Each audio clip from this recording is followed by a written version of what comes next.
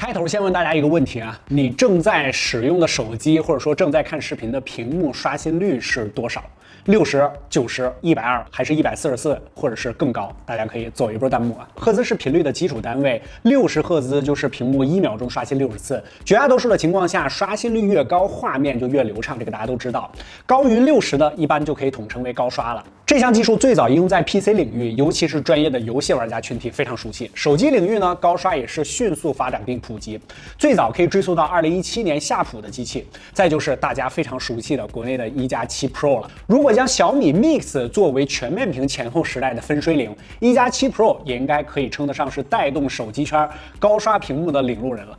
在它之后，各种高刷手机如雨后春笋一般啊，也成为旗舰机的标配，乃至下放到1000元机器了。2020年绝对是高刷普及的一年，但是不同的高刷手机啊，也是存在着差异的。除了自身硬件之外，还有软件方面的优化，这个大家最近应该都发现了。高刷手机发了一大堆，各家都有，但是真正将高刷屏物尽其用的，我们调研了一番之后，发现差距还是非常大的。不管是自己的应用还是第三方的适配，差别都非常大。那么今天这期视频，我们就跟大家聊一聊，谁是真正的高刷之王，谁把高刷真正适配的最为完善，表现的最好。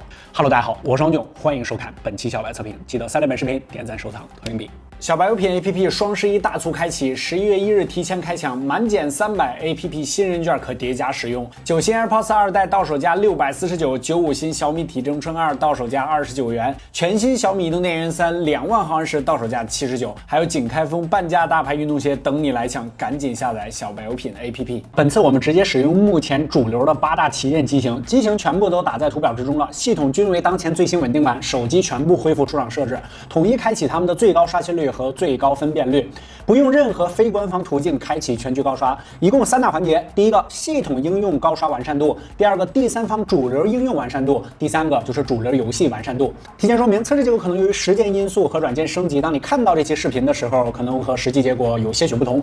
前2大环节使用 DevCheck 查看帧率，个别手机在开发者选项里面也能开启监测器查看 FPS， 双重保险我们一并开启。第3个游戏环节里 DevCheck 不支持3D， 故改用电脑端的 PerfDock 查看。OK， 咱们马上开始。第一大环节，系统自带应用的完善度，自己优化自己。如果你还不够好的话，那就说不过去了啊。测试完成之后，我们第一个小发现就是涉及摄像头的 APP， 比如华为畅联、魅族的 AR、vivo 的翻译机都会降到60赫兹。自带的视频 APP 应用啊，iQOO、华为、小米也都降帧。视频 APP 相较于相机调度的资源要少，理论上是可以支持高刷的，但只有 OPPO、vivo、魅族做到了。三星一家除相机外 APP 均支持高刷，但他们的系统自带应用更少，仅仅20出头，也没有单独的视频软件。通过这张图，大家可以详细看一下。vivo 两兄弟和小米表现不太理想，不支持高刷的应用，一个4款，2个5款。华为很特别，只有它使用全局搜索时会降到60赫兹。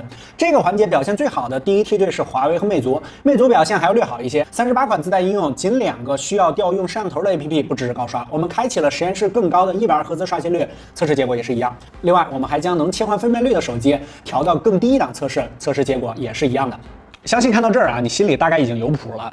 需要调用相机的 APP， 既涉及到软件的算法，也需要硬件的协同。相较其他类别的应用，调度的资源要更多，也更加耗费性能，发热也就不可避免。所以可能是出于综合考量啊，厂商们不约而同的都不支持相机类别 APP 的高刷，这个也可以理解。但其他类别的应用，甚至是时钟、指南针这种小应用也不支持，就显得非常没有诚意了。希望后续厂商们努力优化。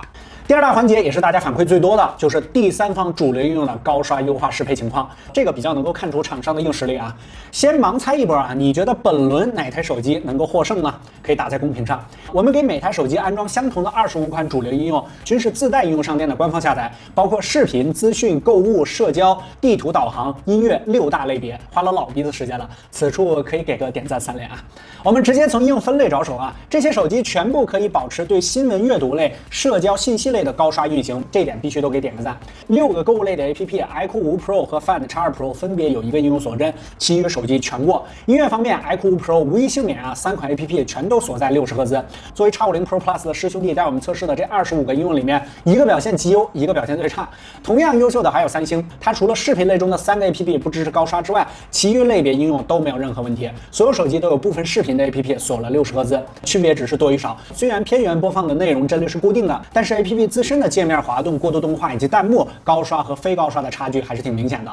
魅族和三星一样啊，是唯二没有在地图类 APP 翻车的手机。魅族还能在开发者选项里面开启应用强制90赫兹，开启之后25款应用全部能够保持在90赫兹运行。虽然部分手机也能通过其他手段开启，但是魅族的区别就是一个系统自带，一个需要自己折腾，但是也确实增加耗电啊，也告诉你了部分应用和游戏可能会出现异常。综合考量下，官方没有默认打开。另外，三星在一口气打开25款应用之后，相较于其他手机，直接用手触摸背部的玻璃面板，上方有较为明显的发热。结合续航因素啊，这也可能是2K 和120赫兹不能同开的一个原因。小米十 Ultra 我们是抱以厚望啊，毕竟MIUI 12大家的呼声还是非常高的，有10个应用不支持高刷，成绩中等偏下。发布之初呢，一部分网友说体验过程中感觉还不如小米10 Pro 流畅。我们在这个环节又额外增加了一下小米10 Pro 锁60赫兹的应用，相比于 Ultra 来说少了3个，而且在打开和退出应用的过渡动画之中，小米10 Ultra 从桌面120赫兹调到60赫兹要更加明显一些。但是小米10 Pro 毕竟发布的更早，优化时间要更足一些，120赫兹相对于90赫兹需要考量的因素也更多。Ultra 这边还有不少的上升空间啊，只不过这句话我们已经说了有段时间了，加快。总体而言，从第三方高刷适配度来看，这项测试之中 ，vivo 表现是最好的。这25款应用一轮走下来，可以说是十分流畅，背部也只是轻微的发热。三星可以排名第2，小米、华为、iQOO 仍有一些优化空间。魅族的特殊性这里就不做评价了。第三个，游戏高刷的优化情况，这个环节比较特殊啊，因为游戏的高刷适配不单单要看手机厂商，还要看游戏制作组来进行共同的优化。其实这个也从侧面说明了厂商对于游戏的支持或者说用心程度吧。还有就是第二个环节，第三方的软件呢，也需要一些 APP 的官方支持，不过没有那么麻烦，需要和游戏方深度合作，就造成了某款游戏支持对某个机型的高刷，却不支持其他机型。但至少目前的主流游戏之中，同配置的手机啊，基本可以同画质、高帧率运行。能运行是一方面，长时间运行又是一方面了啊。我们以和平精英为例，官方最高只开放到了90赫兹，除 OPPO 以外的7台手机全程开车25分钟均没有出现明显掉帧。OPPO 进入游戏是90赫兹，跳伞80赫兹，上车70赫兹，帧率再没有上升过。读圈缩进还会降到60赫兹。我们测试了3遍均是如此，但是也要声明 Find X2 Pro 毕竟是2K 加上120赫兹同开啊。另外，小米10 Ultra 在测试的过程之中还遇到了锁60帧的情况，需要先在应用管理中搜索电池和性能，然后清除缓存就恢复正常了。QQ 飞车之中只有 iQOO 5 Pro 没有以满帧120赫兹运行，锁到了90赫兹。三星系的 S20 Ultra 和 Note 20 Ultra 也可能是系统屏蔽原因，无法在 ProFotog 查看 QQ 飞车的帧率。手游穿越火箭部分手机只能以60赫兹运行，这个就属于适配问题了。毕竟大家的硬件参数基本都差不多。回到上面说的话，游戏 APP 数以万计啊，某些小游戏也支持高刷，不可能将所有游戏都测试一个遍再进行统计，所以我们只能聊聊游戏内的帧率稳不稳。除了以上3款游戏啊，你还知道哪些游戏支持高刷呢？可以在弹幕上打出来。本环节我们综合测试完毕之后，觉得表现最佳的是一加和 vivo。这3大环节测试下来，我们看到游戏方面除了个别机型表现不太理想之外，其余差别都不是太大。适配度上的主要差异还是体现在系统自带和第三方主流应用当中。我们体验完综合考量啊，主观的认为表现最好的3个分别是 vivo、三星还有一加。魅族呢，由于有全局强制高刷，所以说它的体验上也是不错的。高刷带来的体验是非常棒的，非常畅快。但是你上一秒还沉浸在高刷的海洋，尽享丝滑，下一秒打开某个应用就突然锁帧卡帧，造成顿挫感，体验上造成撕裂感，肯定是非常不爽的。虽然这一期 iPhone 没能参与，但是根据我们的体验呢，可以告诉大家，尽管它只有60赫兹，但是非常优秀的过渡动画以及 iOS 比较稳定的系统流畅度，一些优化不到位的90赫兹的机器撕裂感频出，这个体验还不如苹果。但是和120赫兹确实就不在一个量级了。12系列是没有，13肯定要上120了。录制视频的时候呢，锤子的 R2 还没有发，这个拟物化的风格配合上高刷的话，还是值得期待一下的。去年高刷兴起，今年快充普及，我们已经可以在一些入门的千元机上看到他们俩的身影了，是趋势，也是未来行业的标准。在没有大的硬件变革的情况下，能给用户带来最直接体验提升的地方，无非就是软件了。硬件你我他全都有，大家都可以上，但是软件适配调优，就真的可以看出硬实力的差距了。就像是相机啊，大家都是586、686的传感器，但是实际的成片必有差距。直板机、折叠屏、AR 设备、智能眼镜，不管是什么产品吧，硬件提供基础之后，用户体验的最后落地必须要有优良的软件加持。软件才是产品有趣的灵魂。OK， 以上就是本期视频的全部内容了。更多内容和精彩，大家可以关注我们的 B 站、新浪微博和微信公众号，都搜索小白测评就可以了。尤其是我们的微信公众号，我们的数据库商城都在里面。不关注点，小白测评，我们下期视频再见，拜拜。